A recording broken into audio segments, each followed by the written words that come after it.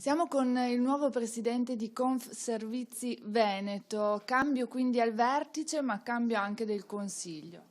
Sì, voglio ricordare che Confservizi Veneto è un'associazione di categoria che raggruppa tutte le società pubbliche del Veneto.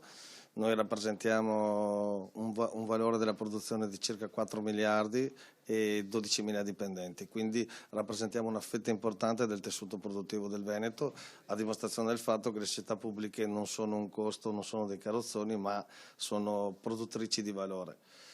Spero che con il supporto di tutti i colleghi di riuscire a portare avanti alcuni percorsi molto importanti sulla quale vorrò coinvolgere anche le associazioni sindacali al fine di migliorare la qualità dei servizi che noi forniamo ai nostri concittadini.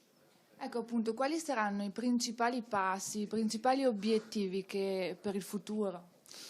Esattamente quello, abbiamo degli obiettivi molto ambiziosi che sono quelli appunto di riuscire a trovare, mettendo al tavolo le istituzioni, le associazioni sindacali e le aziende, al fine di fornire una piattaforma che consenta, anche in vista delle nuove gare per l'affidamento di servizi, di mantenere un livello qualitativo assolutamente di primo livello come abbiamo in Veneto. Quanto il fare rete conta anche a livello pubblico?